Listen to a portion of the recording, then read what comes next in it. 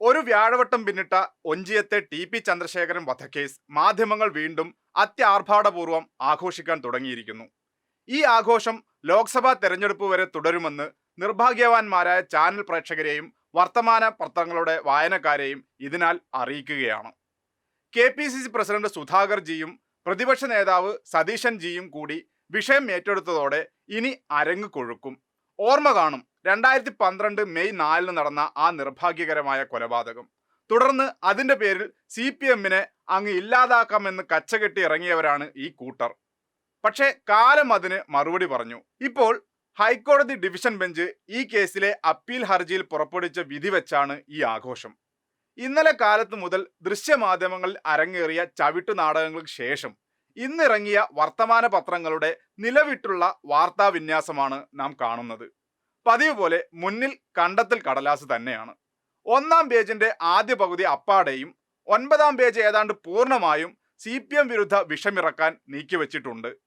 കാവ്യഭൂമിക്കും സംഭവം ലീഡ് വാർത്തയാണ്. തലക്കെട്ട് കണക്ക് പറയേണ്ടി വരുമെന്ന്. കാപ്പിത്തോട്ടം മുതലാളിയോടും ചേന കച്ചവടക്കാരുടെ പിന്മുറക്കാരോടും പറയാനുള്ളത് കണക്ക് പറയേണ്ട സമയത്ത് പറഞ്ഞു തന്നെ പോകുന്ന പാർട്ടിയാണ് CPM. ഒന്നും ഒളിച്ചു വെക്കാനുമില്ല. മൗദൂദി പേട്ട പത്രങ്ങൾക്കും ആഘോഷ കൊടുമുടിയാണ്.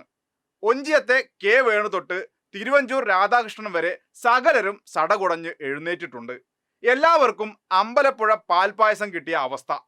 2012 മുതൽ കഴിഞ്ഞ 12 വർഷമായി ഓരോ തെരഞ്ഞെടുപ്പ് ഘട്ടത്തിലും UDF-ന്റെയും വലതുപക്ഷത്തിന്റെയും മുഖ്യ തെരഞ്ഞെടുപ്പ് അജണ്ടയായിരുന്നു ഇത്.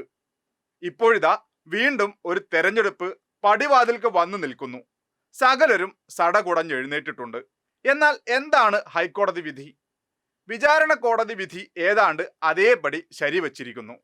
പ്രതികളും ചന്ദ്രശേഖരന്റെ ഭാര്യ KK രമയും പ്രോസിക്യൂഷനും നൽകിയ ഹർജി തള്ളിയിരിക്കുന്നു. കീഴ്ക്കോടതി വെറുതെ വിട്ട 2 പേർ കുറ്റക്കാരാണെന്ന് കണ്ടത് മാത്രമാണ് മറിച്ചുള്ള വിധി. അതേസമയം മറ്റ് 22 പ്രതികളെയും വെറുതെ വിട്ട നടപടി ഹൈക്കോടതി ശരിവച്ചിരിക്കുന്നു. അതിൽ ഏറ്റവും പ്രധാനപ്പെട്ടത് CPM കോഴിക്കോട് ജില്ലാ സെക്രട്ടറി P മോഹനെ വെറുതെ വിട്ടതാണ്. മോഹനെ വെറുതെ വിട്ട നടപടി റദ്ദാക്കണമെന്നാണ് രമയുടെ പ്രധാനപ്പെട്ട ആവശ്യം. എന്നാൽ മോഹനൻ കുറ്റക്കാരനല്ലെന്ന് വ്യക്തമാക്കിയിരിക്കുന്നു. അതായത് രമയുടെ ആവശ്യം തള്ളിയിരിക്കുന്നു. എന്ന് മാത്രമല്ല, ഈ വിഷയത്തിൽ CPM ഉന്നതതല ഗൂഢാലോചന നടത്തിയാണ് കൊലപാതകം നടന്നതെന്ന വാദവും പൊളിഞ്ഞിരിക്കുന്നു. CPM ഗൂഢാലോചന എന്ന വാദം തന്നെ അപ്രസക്തമാക്കുന്ന വിധിയാണ് ഉണ്ടായത്. യഥാർത്ഥത്തിൽ ഇതാണ് വാർത്ത. പക്ഷേ മാധ്യമങ്ങൾ CPM-നെതിരെ ആഘോഷിക്കുന്നു. അതായത് ഹൈക്കോടതി വിധി ഒരു പുതിയ സംഭവം എന്ന നിലയിൽ അവതരിപ്പിക്കുകയാണ്. ഈ ആഘോഷത്തിനിടയിൽ ഒരു കാര്യം കൂടി പറയാതെ വയ്യ. ഇന്ത്യൻ നീതിന്യായ വ്യവസ്ഥ അനുസരിച്ച് ഇതും അന്തിമ വിധിയല്ല. വിധിക്കെതിരെ അപ്പീൽ പോകാൻ ഇനിയും അവസരം എല്ലാവർക്കുമുണ്ട്. പറഞ്ഞു വരുന്നത്, ഒരു വിചാരണ കോടതി വിധി ഹൈക്കോടതി ഏതാണ്ട് അപ്പടി അംഗീകരിച്ചത് നീതിന്യായ വ്യവസ്ഥയിലെ സാധാരണ ഒരു സംഭവം മാത്രമാണ്. മറിച്ചാണെങ്കിൽ മാത്രമാണ് അതിൽ അപൂർവതയുള്ളത്. ഇതറിയാത്തവരല്ല മാധ്യമങ്ങൾ. പക്ഷേ അവർക്ക് CPM-നെ എങ്ങനെയെങ്കിലും അടിക്കണം. സംസ്ഥാന ചരിത്രത്തിലെ ആദ്യത്തെയും അവസാനത്തെയും കൊലപാതകം എന്ന നിലയിലാണ് ഈ വിഷയം CPM-നെതിരെ തിരിക്കാൻ ഉപയോഗിക്കുന്നത്. ഇടുക്കി എഞ്ചിനീയറിംഗ് കോളേജിലെ സമർത്ഥനായ വിദ്യാർത്ഥി ധീരജ് രാജേന്ദ്രന്റെ ക്രൂരമായ കൊലപാതകം മാത്രം നോക്കാം. വെട്ടുനുറുക്കിയത് ഖദർദാരികളായ സമാധാനത്തിന്റെ വെള്ളരിപ്രാവുകളാണ്. അതിലെ മുഖ്യപ്രതി നിഖിൽ പൈലിയെ കോൺഗ്രസ് പദവികൾ നൽകി ആദരിച്ചിരിക്കുന്നു. ആ അരുംകൊലയെ സുധാകർ ജി പരസ്യമായി ന്യായീകരിച്ചു. ആ രക്തസാക്ഷിയെ അപമാനിച്ചു. പക്ഷേ അത് മാധ്യമങ്ങൾക്ക് വാർത്തയേ അല്ല. ഇങ്ങനെ നിരവധി CPM, DYFI, SFI പ്രവർത്തകർ കൊല്ലപ്പെടുമ്പോൾ അവർ കൊല്ലപ്പെടേണ്ടവർ ആണ് എന്ന നിലപാടാണ് അവർക്ക്. എന്നാൽ CPM-മായി വിദൂര ബന്ധമുള്ള ആരെങ്കിലും പ്രതികളായാൽ CPM-ന്റെ കൊലപാതക രാഷ്ട്രീയമായി ആഘോഷിക്കുന്നവർ. അതാണ് അപ്പീൽ ഹർജിയിന്മേലുള്ള ഹൈക്കോടതി ഉത്തരവിന്റെ മറവിൽ നടക്കുന്ന ഈ ആഘോഷങ്ങളെല്ലാം. ചെണ്ടക്ക് കോലുമുട്ടുന്നിടത്ത് പോകും എന്നൊരു ചൊല്ലുണ്ട് വടക്കൻ കേരളത്തിൽ. ഉത്സവകാലങ്ങളിൽ തെയ്യക്കോലങ്ങൾ കെട്ടുന്ന എല്ലായിടത്തും അലഞ്ഞു തിരിഞ്ഞു നടക്കുന്നവരെ ഉപമിക്കാനാണ് ഇത്. ഇങ്ങനെ എവിടെ ചെണ്ടക്ക് കോലുമുട്ടുന്നുവോ അവിടെ ചെല്ലുന്ന ഒരു വിദ്വാനുണ്ട്.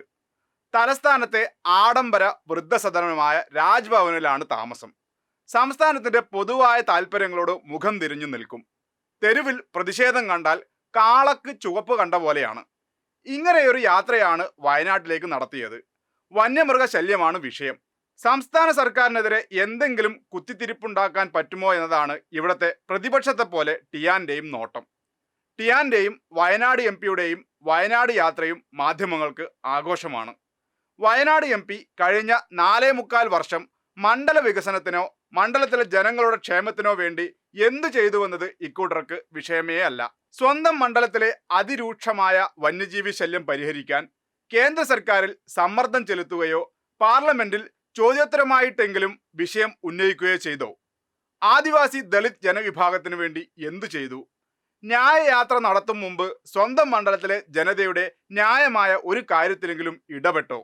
മാധ്യമ പിന്തുണയോടെ മുതലക്കണ്ണീരൊഴുക്കുകയല്ല ജനപ്രതിനിധിയുടെ ഉത്തരവാദിത്വം. അതോടൊപ്പം സംസ്ഥാന ഭരണത്തലവനും ചെയ്യേണ്ടത് എന്താണ്?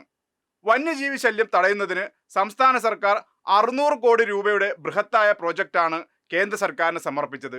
കാരണം ഇത് കേരളം മാത്രം വിചാരിച്ചാൽ തീരുന്ന പ്രശ്നമല്ല.